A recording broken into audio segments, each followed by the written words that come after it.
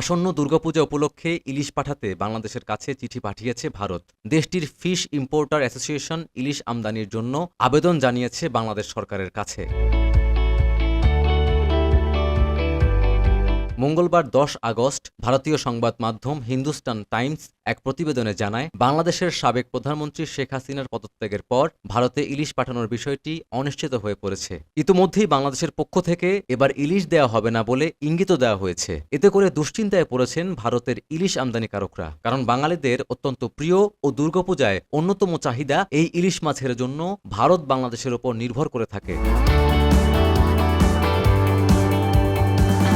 গত কয়েক বছর ধরে চলমান এ সরবরাহে ভাটা পড়ায় বেশ বিপাকে পড়েছেন পশ্চিমবঙ্গের ব্যবসায়ীরা। এমন অবস্থায় ভারতের পক্ষ থেকে ইলিশ পাঠানোর আবেদন জানিয়েছে ফিশ ইম্পোর্টার অ্যাসোসিয়েশন। তবে যেহেতু বাংলাদেশের রাজনৈতিক পরিস্থিতির পরিবর্তন ঘটেছে, তাই এবার ইলিশ ভারতে যাবে কিনা এ ব্যাপারেও রয়েছে যথেষ্ট অনিশ্চয়তা। ইতোমধ্যে দুর্গাপূজা উপলক্ষে ভারতে ইলিশ পাঠানোর জন্য বাংলাদেশ সরকারের উপদেষ্টা তৌহিদ হোসেনের কাছে আবেদন করেছে দেশটির মৎস্য আমদানিকারক সংস্থা।